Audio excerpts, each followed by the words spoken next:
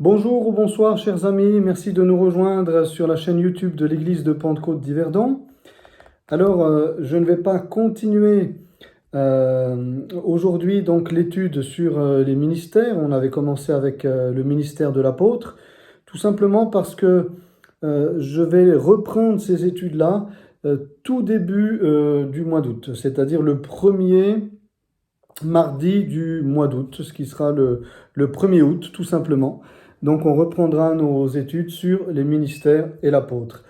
Mais pour ce soir, pour aujourd'hui, je voudrais vous laisser un message sur la foi, un message assez court sur la foi voilà, qui voudra vous motiver, nous pousser eh bien, à aller de l'avant dans la vie avec le Seigneur. Et pour ceci, je lis un texte dans Jean chapitre 20, verset 29. Je lis ce verset-là. Jean 20, 29. Parce que tu m'as vu, Jésus a dit à Thomas lors de sa résurrection, parce que tu m'as vu, tu as cru, heureux ceux qui n'ont pas vu et qui ont cru. Et nous allons nous arrêter sur cette deuxième partie de ce verset. Heureux ceux qui n'ont pas vu et qui ont cru. Jésus le dit à Thomas alors que les disciples, 8 jours auparavant, avaient vu Jésus-Christ ressuscité d'entre les morts et leur apparaître dans une chambre alors que la chambre, là, le lieu dans lequel il se trouvait, était fermé.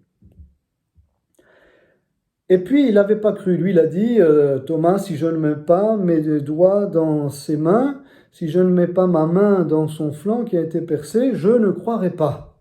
Voilà ce qu'avait dit Thomas. Donc, c'est pour ça qu'aujourd'hui, on dit encore, eh bien, moi, je suis comme saint Thomas, si je ne vois pas, je ne crois pas. Ça vient de là. Eh bien, la marche avec Dieu, c'est tout l'inverse. Et c'est vrai que ça va à l'inverse de notre mécanique humaine. Parce que nous sommes habitués dans nos sociétés, quelles qu'elles soient, et tout simplement parce que nous sommes des matérialistes en fait, hein, sans parler de philosophie, etc. Mais nous sommes des matérialistes. Voilà, nous croyons que ce que nous touchons, que ce que nous voyons, que ce que nous ressentons, que ce que nos sens peuvent percevoir. Alors ça, c'était connu jusqu'à une certaine période, peut-être 40 ou encore 50 ans en arrière, par la science comme vrai. Et aujourd'hui, même la science avoue, que ce soit dans l'astrophysique, que ce soit dans les mathématiques, avoue que la réalité vraie, on va dire, hein, la réalité suprême, ce n'est pas ce qu'on voit, voyez, mais se cache derrière ce qu'on ne voit pas. Donc en cela, les philosophes, ou plutôt les scientifiques, rejoignent ce que dit la parole de Dieu, que ce que l'on voit n'a pas été fait eh bien, de main d'homme, hein, et que ce qu'on voit ne provient pas de choses visibles, comme c'est dit dans Hébreu. Voilà, comme c'est dit dans Hébreu. Alors peut-être je lis juste ce texte. C'est par la foi que nous reconnaissons que l'univers a été formé par la parole de Dieu, en sorte que ce qu'on voit n'a pas été fait de choses visibles. Hébreux 11, 3. Ce qu'on voit n'a pas été fait de choses visibles. La matière ne provient pas de la matière, mais de la parole de Dieu. Les scientifiques disent pas la parole de Dieu, mais vont dire un monde parallèle, hein, qui nous vient d'avant le Big Bang et dans lequel il n'y a ni espace ni temps. Le seul qui puisse vivre dans ce monde-là où il n'y a ni espace ni temps, c'est Dieu. Donc c'est pourquoi la parole de Dieu est éternelle et elle est créatrice. Heureux ceux qui n'ont pas vu et qui ont cru. Plus simplement, je dirais que lorsque Jésus a dit cela à Thomas, Jésus en fait vient contre cette pensée qui est là, ancrée dans l'homme depuis que l'homme est homme. Donc il vient contre une véritable forteresse, un véritable bastion qui est là dans le cœur de tout homme. Je ne crois que ce que je vois, que ce que je sens, que ce que je ressens, que ce que je flaire, et que ce que mes sens peuvent percevoir. Voilà. Alors c'est très dur d'aller contre une tradition, c'est très dur d'aller contre une croyance, n'est-ce pas, séculaire, familiale. C'est très très dur. Là, en fait, c'est un véritable bloc, n'est-ce pas, que le Seigneur va briser, eh bien, dans le cœur de Thomas. Un véritable bloc. Ce bloc s'appelle le bloc de l'incrédulité. L'incrédulité. L'incrédulité, c'est justement parler comme ça. Voilà. Moi, tant que je peux maîtriser les choses, que je les vois, que je les sens, que je les touche, etc., c'est tout bon. Voilà, mais c'est faux. La réalité ultime, elle n'est pas là. Elle n'est pas là, la réalité ultime. Hein. La preuve, c'est qu'un jour, vous voyez, toute matière disparaîtra, même si ça prend des milliers, voire des millions d'années pour certaines matières. Par exemple, pour tout ce qui est du domaine de l'énergie atomique, etc., tous ces déchets-là, on nous dit que ça prend des milliers, voire parfois même, il y en a qui pensent des millions d'années. Alors ça, c'est calculé de manière mathématique, mais ça veut dire que quand même, ça aura une fin. À un moment donné, ça ne sera plus radioactif. Ces matières-là, n'est-ce pas, ne seront plus radioactives. Ça prendra le temps que ça prendra, mais la matière a une fin. Heureux ceux qui l'ont pas vu et qui ont cru. Pour entrer dans la dimension de Dieu, pour voir Dieu agir dans nos vies, de manière simple, comme pour le voir agir pour des choses extraordinaires, il nous faut avoir la foi. Et la foi, donc, c'est simplement croire dans cette parole qui nous a été laissée par Dieu, l'Ancien et le Nouveau Testament. L'Ancienne Alliance et la Nouvelle Alliance, ou plutôt la Première Alliance et la Deuxième Alliance, parce que la Bible dit que la foi vient de ce que l'on entend, et ce que l'on entend vient de la parole de Christ. Donc il nous faut une parole pour croire et pour voir. Voyez ? Et la parole de Dieu, tout a été fait par la parole. Ce qu'on voit n'a pas été fait de choses visibles, mais a été amené à l'existence par la parole de Dieu, par le souffle de Dieu. Hein? Ce qui sort de nous, vous voyez, quand on parle, si on met la main devant, eh bien, il y a un souffle. Il n'y a pas simplement un son, mais il y a un souffle. Et la parole de Dieu, c'est un son et un souffle. La parole écrite, c'est une parole, en fait, qui provient d'un son, puisque c'est ce qui est sorti de la bouche de Dieu, et d'un souffle, parce que c'est ce qui est sorti, on va dire, comprenez la métaphore, de ses entrailles, de ses poumons, de cette vie qu'il habite, puisque Dieu est la vie éternelle. Heureux ceux qui n'ont pas vu et qui ont cru.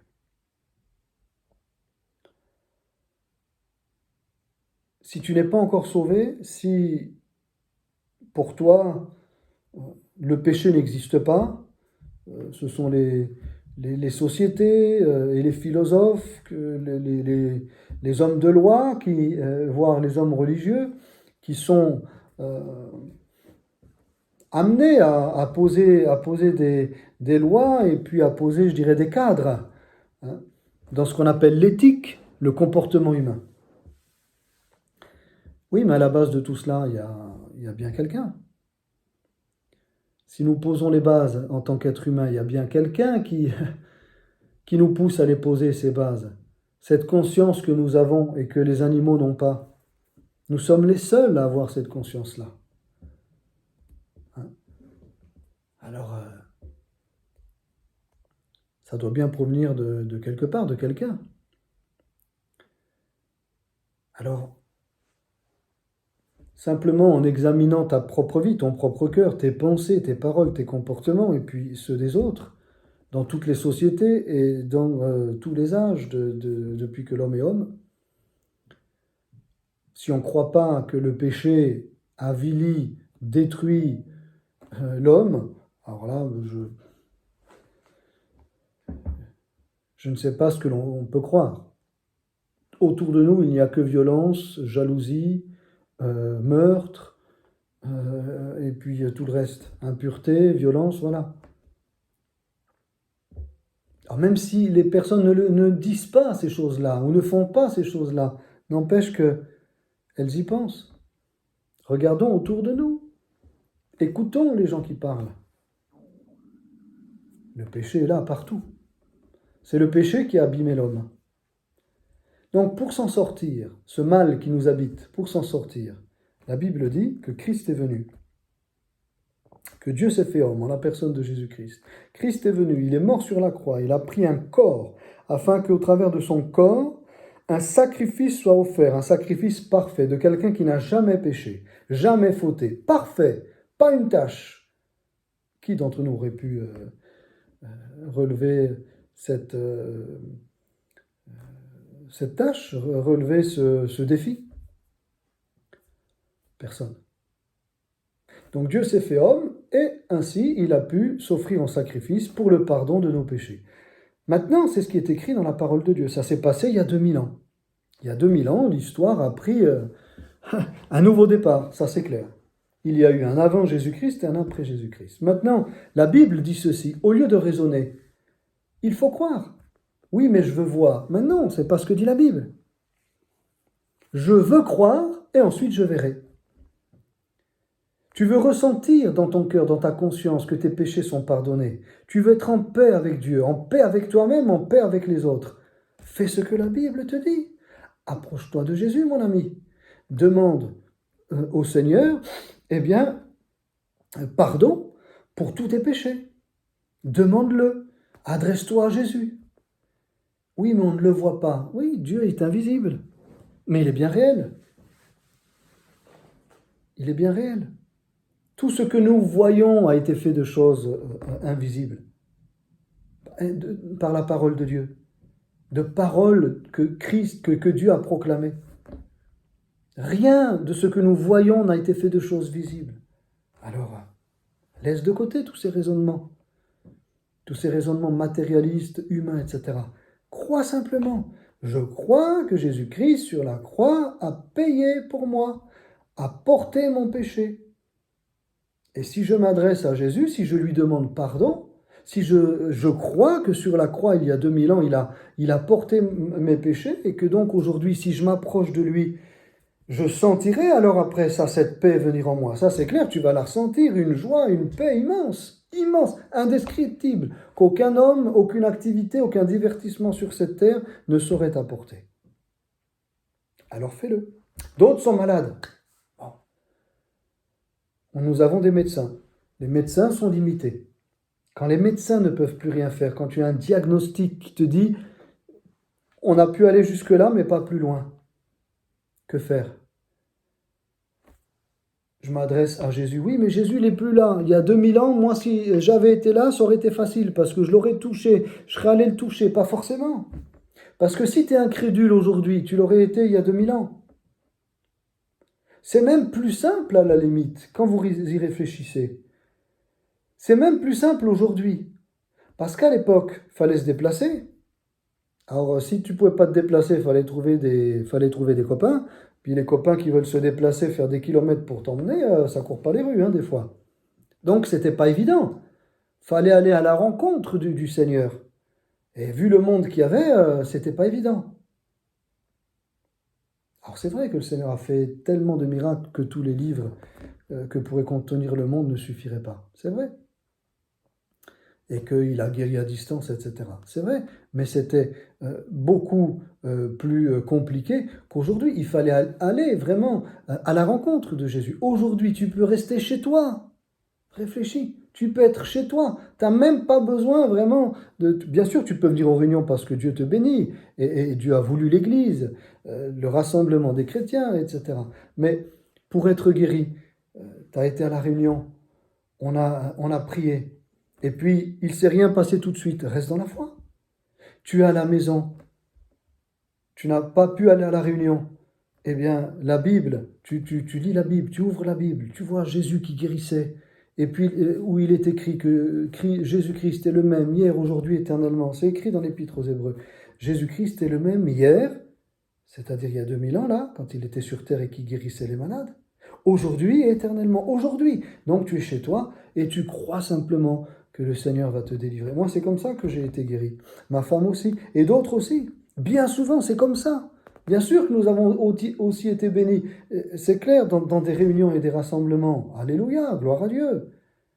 Mais quand ça n'a pas pris place dans un rassemblement, ou quand on n'a pas pu aller à un rassemblement, à une réunion, je ne sais pas, où tel et tel pasteur allait prêcher sur la guérison scripturaire, bien évidemment, des vrais serviteurs de Dieu, voilà, à qui Dieu a aussi donné des dons, etc., de guérison ou dons de foi. On n'a pas pu y aller, mais le Seigneur, il est aussi à la maison, il est chez toi. Prie ton Père qui est là dans le lieu secret, il est là dans ta chambre, et ton Père qui voit dans le lieu secret te le rendra. C'est quoi? Il te rendra ce temps que tu passes avec lui. Il te rendra cette foi que tu mets en lui. Il te le rendra par une guérison. Mais oui, une guérison extraordinaire, une guérison miraculeuse. Une guérison miraculeuse. Vous savez, il y a une femme pakistanaise. Elle a écrit un livre. Dieu était si lointain. Dieu était si lointain. Vous pouvez la trouver bien sûr sur Internet ou dans n'importe quelle librairie chrétienne. Dieu était si lointain. Une femme pakistanaise musulmane. Elle était handicapée sur une chaise roulante chez elle. Elle ne pouvait pas se rendre aux réunions. Voilà, parce qu'un musulman n'a pas le droit de rentrer dans une église. Et donc, ses parents et sa famille n'auraient pas pu la mener à une réunion. Et elle-même, à cause de son handicap, comment voulez-vous qu'avec sa chaise roulante, elle s'y rende par elle? Elle ne pouvait pas. Et puis finalement, elle a crié à Dieu chez elle. Et elle s'est adressée à Jésus. Chez elle, au Pakistan. Vous savez quoi, bien-aimé? Lisez son livre, vous verrez son témoignage. Extraordinaire. Elle a été guérie par le Seigneur. Le Seigneur lui-même est venu la rencontrer dans sa chambre. Thomas, lui, s'est dit, c'est impossible. Voilà, qu'il soit ressuscité. Vous avez dû halluciner. Les portes étaient fermées. Comment voulez-vous qu'il traverse les murs? Et 8 jours après, passez-moi l'expression, mais Jésus, quelque part, là, hein, il le met en position un peu de honte. Hein, un peu de honte. T'as pas honte quand même de parler comme ça? Bien sûr que Jésus ne lui parle pas comme ça, mais heureux ceux qui n'ont pas vu et qui ont cru. Parce que tu m'as vu, tu as cru. Voilà. Avance ici ton doigt, regarde mes mains, avance aussi ta main et mets-la dans mon côté et ne sois pas incrédule, mais crois. Ne sois pas incrédule, mais crois. Voilà ce que Jésus a dit à Thomas. Ne sois pas incrédule, mais crois. C'est ce qu'a fait cette femme, du peu qu'elle connaissait de Jésus, du peu. Elle savait que Jésus guérissait. Et elle s'est adressée alors encore à Jésus. Et à Jésus, voilà, je m'adresse à toi, puisqu'il est dit que c'est toi qui guéris, alors guéris-moi. Jésus lui est apparu. Il a traversé les murs. Il dit, personne n'arrête Jésus. C'est Dieu fait homme. Alléluia. Comment voulez-vous arrêter Dieu? Et il est rentré dans cette chambre de cette Pakistanaise et il l'a guérie complètement de son handicap. À un tel point que quand les parents, les amis l'ont vu marcher dans la chambre, être complètement guéri, vous imaginez le choc. Puis cette femme a dû fuir ensuite le Pakistan et aujourd'hui elle va témoigner un peu partout. Bien sûr, elle a donné sa vie à Jésus. Elle a demandé pardon au Seigneur pour tous ses péchés. Elle est devenue une nouvelle créature, une chrétienne authentique qui va, maintenant prêcher, c'est-à-dire donner, témoigner, donner ce témoignage de sa guérison et de qui est Jésus. Voilà, le sauveur du monde, de Dieu fait homme, et pas juste un prophète ou un être humain exceptionnel. D'autres, enfin, peuvent être aussi sous une influence démoniaque, bien sûr. Prenez des médicaments, il n'y a rien qui va vous délivrer. Vous allez voir un rebouteux, un guérisseur. Non, ne faites pas ça. Eux-mêmes ne le savent pas parfois, que ce qu'ils font, ce n'est pas bien devant Dieu. Eux-mêmes ne savent pas parfois qu'ils sont non pas en communication avec Dieu, mais qu'ils sont en communication avec de mauvais esprits, qui les trompent. Eux-mêmes, des fois, ne le savent pas. Crie au Seigneur. Si tu ne peux pas venir à une de nos réunions, si tu peux venir, viens, on priera pour toi, tu verras. Tu verras. Le Seigneur te délivrera. Et si tu ne peux pas venir pour l'instant, à la maison, prie. Adresse-toi à Jésus. Jésus, délivre-moi des liens de Satan. Regarde ma vie, regarde mes liens, regarde ces chaînes. Il n'y a personne, aucun psy, aucun médicament, aucun de ces gourous, hein, de ces manipulateurs n'a su finalement apaiser, ne serait-ce qu'un peu mon âme. Ça va de mal en pis. Et oui, le Seigneur des fois permet, voyez, que nous touchions le fond. Vous savez, c'est comme un ballon. Prenez un ballon en plastique, vous allez dans une piscine, et puis vous allez le plus profond que vous puissiez aller. Le plus profond que vous alliez, le plus haut ensuite, quand sortira le ballon, le ballon ira. Si tu plonges le ballon à 50 cm sous l'eau, voilà, quand il sortira, il ira à une certaine hauteur. Mais si tu le plonges à 2-3 mètres, quand il sortira, il ira encore plus haut. Plus bas tu es tombé, tu as été de mal en pis, plus bas tu es tombé. Mais quelque part, plus grande la gloire de Dieu sera manifestée dans ta vie. Plus ça a été grave, plus ça a été terrible. Quand le Seigneur te délivre, plus grande sera ta joie. C'est ce que Jésus a dit un peu différemment, mais à cette femme pécheresse qui avait beaucoup péché. Voilà. Il a dit, parce qu'elle a beaucoup aimé, il lui sera pardonné et elle sera heureuse. À celui à qui on pardonne peu, il aime peu. Mais à celui à qui on a beaucoup pardonné, il a beaucoup aimé. Voilà. Elle a beaucoup aimé parce qu'on lui a beaucoup pardonné. Comme elle était très, très, très, très, très, très enfouie sous l'eau, n'est-ce pas? Au fond de l'eau, au fond vraiment du gouffre du péché. Eh bien, quand elle est remontée avec Christ, ça a été extraordinaire. Quand on se reconnaît vraiment pécheur, profondément pécheur, totalement pécheur, souillé, complètement souillé, il n'y a rien en nous de bon. Notre chair est mauvaise à 100%. Il n'y a que la nature de Christ qui est bonne.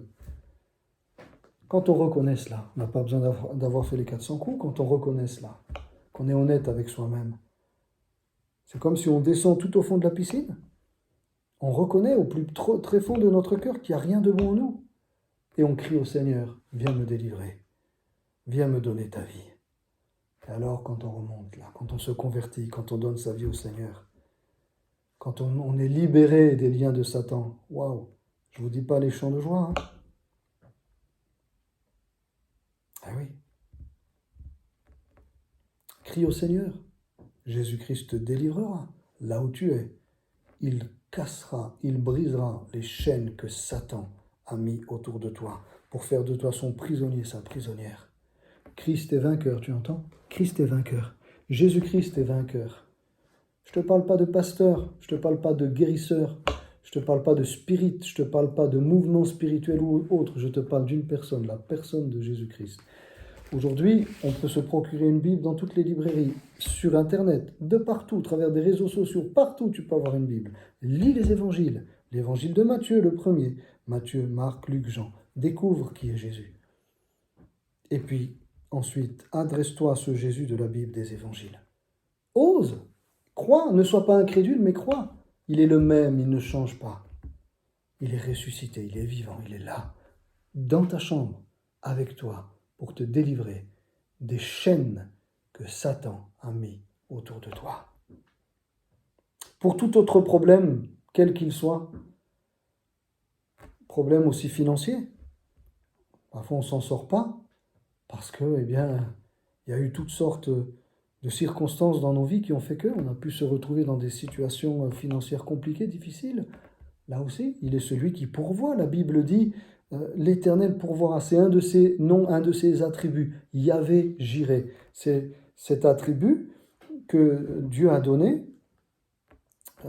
pour lui-même quand il s'est fait connaître à Abraham, alors qu'Abraham a ligaturé son fils et qu'il s'apprêtait à le tuer, parce qu'il avait même foi que s'il le tuait, le Seigneur le ressusciterait.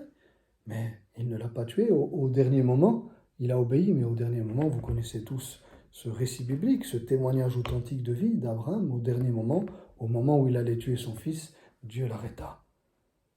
Et là, c'est dit, il a pourvu pour un bélier qu'il a été cherché, qu'il a sacrifié, bien évidemment, à la place de son fils Isaac. Jamais Dieu n'a demandé de sacrifice humain. Jamais. Et jamais il n'en demandera.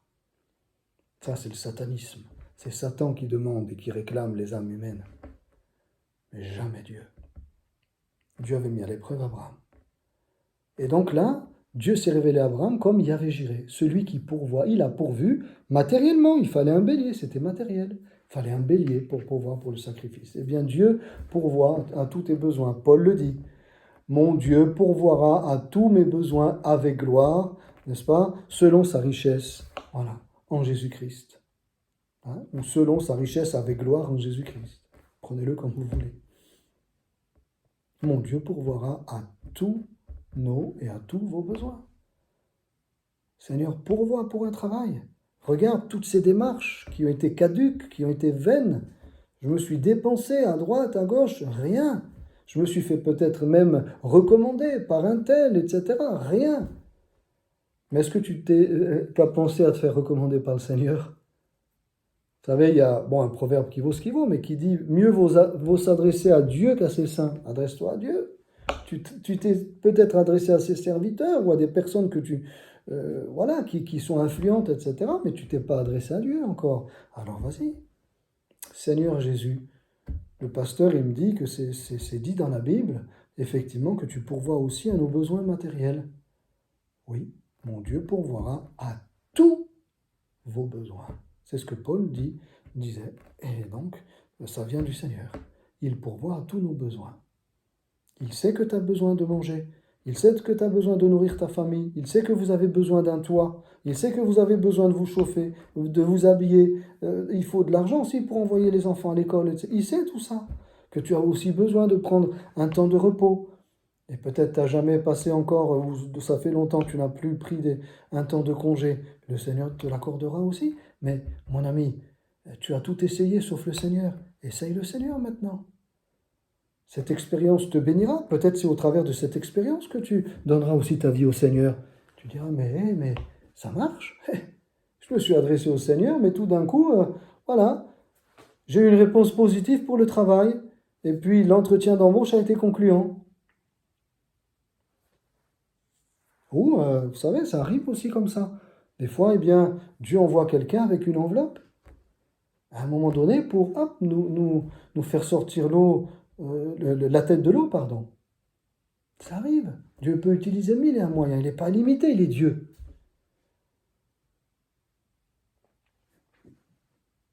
Alors, quel que soit notre besoin, mes amis, mes frères et sœurs, ayons foi.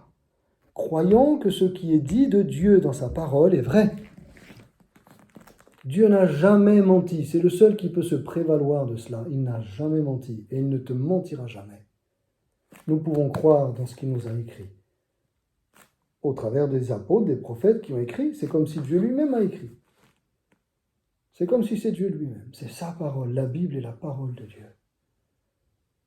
Fions-nous à cette parole. Ne soyons pas incrédules, mais croyons. C'est vraiment comme c'est écrit. C'est vraiment comme c'est écrit. Il ne faut pas le prendre autrement. C'est vraiment comme ça, comme c'est écrit. De la Genèse à l'Apocalypse.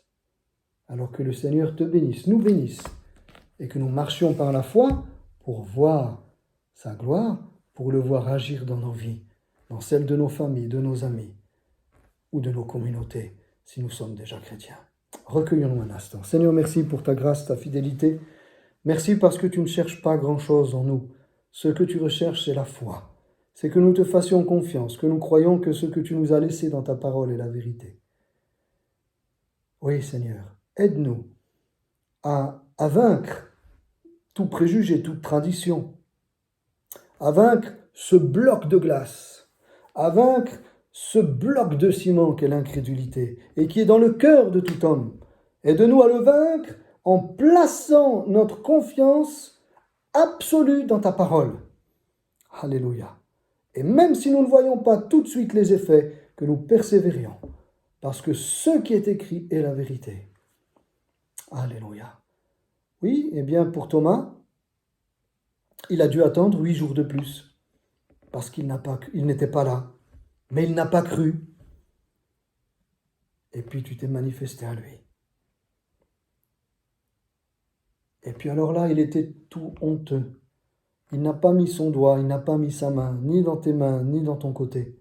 Il était tout honteux. Oui, il aurait mieux fait de croire ce que les disciples avaient dit. Jésus est ressuscité, il est vivant, comme il l'avait dit, c'est vrai. Alors que ceux qui ont écouté ce message puissent te croire toi, Seigneur, de ce que tu dis de toi-même dans ta parole, et que nous ne faisons que rapporter bien faiblement, avec nos faibles mots, avec nos faibles capacités. Ô Seigneur, je te remets mes amis, mes frères et sœurs. Manifeste-toi dans leur vie. Bouscule-les. Frappe leur incrédulité. Reprends-les dans leur incrédulité, comme tu as repris Thomas. Réveille-les. Provoque comme un électrochoc spirituel. Et que la foi naisse. La foi dans ta parole. La foi dans ta personne. Car tu es le même hier, aujourd'hui, éternellement. Sois béni, Jésus, dans la vie de tous mes amis, de tous mes frères et sœurs qui auront écouté ce message. Et je te loue des témoignages que nous pourrons aussi avoir et entendre des suites de cette courte prédication de ce soir. Oh, gloire à toi, Jésus.